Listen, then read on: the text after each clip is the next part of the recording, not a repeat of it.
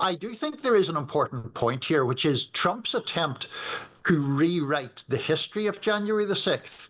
That is a multifaceted battle that he is fighting to try to get himself off the hook that his own conduct impaled him on.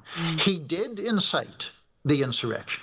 Like he clearly did, with lies about election fraud, with the fight like hell quote, with various other things that were going on at that time. And he is trying to rewrite history to get away from that, because it is probably the single least defensible thing he has ever done. Let's get some reaction across the pond then, shall we, on this one, as Donald Trump threatens legal action against the BBC. Let's hear the difference between the real footage. This is the issue that Trump's got and that he's threatening to sue over. This is the difference between the real footage of Donald Trump's speech and what the BBC aired in a documentary last October. So here's the panorama edited clip. We're going to walk down to the Capitol, and I'll be there with you, and we fight. We fight like hell. And if you don't fight like hell, you're not going to have a country anymore. Now, just bear that fight like hell in mind as you listen to the original. This is an unedited clip from the speech. We're going to walk down to the Capitol, and we're going to cheer on our brave senators and congressmen and women. Well, let's speak to Niall Stanage, White House columnist at The Hill. Niall, good evening to you. Hi, Kate. How are you doing? Very well. So, listen, the BBC under pressure from Donald Trump, who is a litigious chap. The chairman of the BBC is correct. Has threatened to sue the BBC for $1 billion. How serious is he? Will he follow through, do you think, with this one, Niall? Well, there's two different ways of answering that, Kate. One is, could he prevail in a defamation action? I think almost certainly not, because really, to what extent has his reputation been damaged? Donald Trump was impeached in this country for incitement of insurrection. A vote in the House of Representatives where 10 members of his own party voted to impeach him, as well as all the Democrats, subsequently acquitted by the Senate. But the accusation that Donald Trump incited an insurrection is not a controversial one.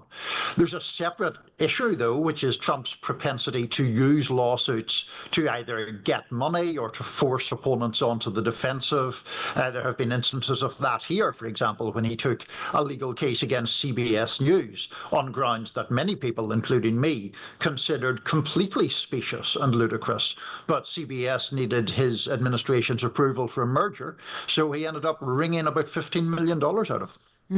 OK, yeah, there are several instances. I was having a little look earlier at the sort of rap sheet of Donald Trump's previous history with broadcasters, and it is full and plentiful. It goes without saying. What does Donald Trump want? What will satisfy him, do we think, Niall?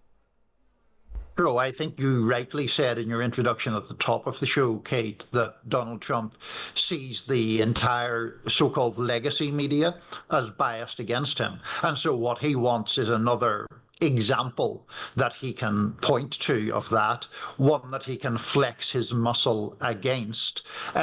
With all due respect to the drama that has consumed British media, the number of Americans who know who Tim Davie or Deborah Turness are is rather limited. But the idea that Trump is pushing forward, which is this liberal British organisation has defamed me, well, that is part of a piece of his broader narrative, and his supporters, of course, lap that stuff up.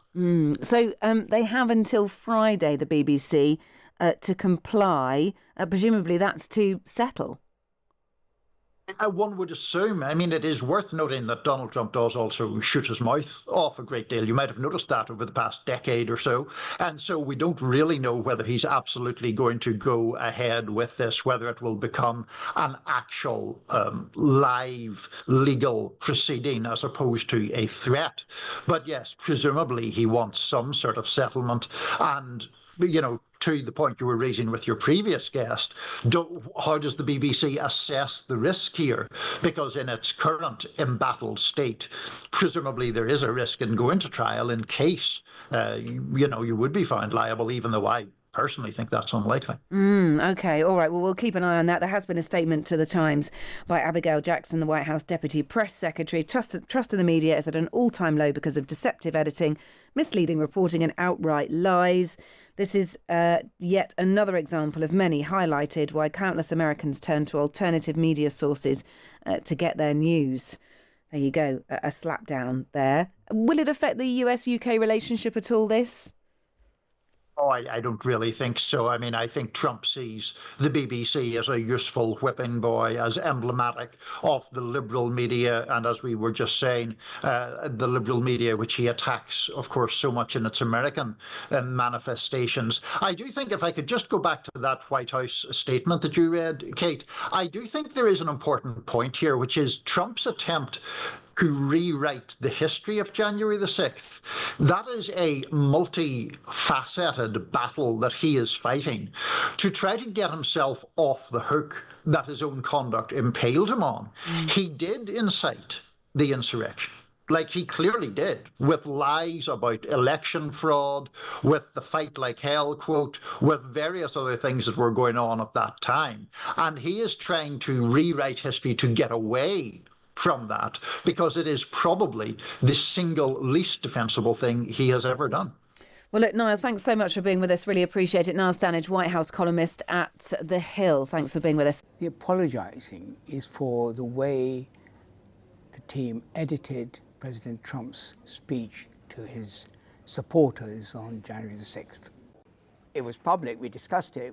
And indeed, the reservations and there were some people on the board who felt very strongly it was wrong. Others defended it. It was discussed at Panorama, so they knew about that. But I think the point I'm making is, in hindsight, we should have acted earlier and taken a more formal position on it, which we've done more recently. Part of the problem is the way it was edited. Yeah. But what was the consequence of that? I think we just need to go into a bit more detail, which is what we finally did, which was the impression it left on the British audience, as opposed to the intention of the programme, which was to give the British audience some understanding of how President Trump's supporters were reading it. Now, that's quite a complicated set of thoughts, and we need to get that right. Let's be clear about the role of the board. We are a non-executive board. 10 of us are non-execs, 4 execs. The job of the board is to review BBC output and to maintain and to represent the public interest. It is not our job to determine who or who should not be the Director of News. That is the job of the Director General. It is for him to say and for him to determine. And that's the only position I take, and I insist that the board takes. I did not want to lose Tim Davie. I think Tim Davie has been an outstanding Director General, and may I say, nor did any member of the board. We were upset by the decision. I do understand it at a very human level. Tim has gone through a lot of attacks. It's been relentless. It's also a very, very difficult job. We do take it really seriously. I mean, there are real issues here. They're over a 3-year period. And just let me say, the BBC in those 3 years has produced hundreds and hundreds of hours of outstanding journalism on television, on audio, on online. We have, and we do a great job there. But inevitably, we make mistakes. And what he's identified are mistakes, either individual ones or ones that point to underlying problems, which we accept. But the statistics say that the British people trust BBC News more than anything else. If there was this consistent institutional bias, do you think we'd have those figures? We wouldn't. So I don't think that's right. That's not to say that there aren't real problems, real issues, both underlying and specific. I don't think there's a systemic bias in anti-Israel. I mean, there are loads of arguments that suggest almost the opposite, you know.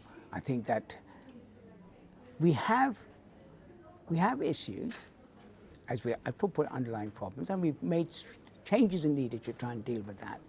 But I think, you know, it's worth talking about the scale of the BBC and how much it does and how much excellent, impartial journalism it does.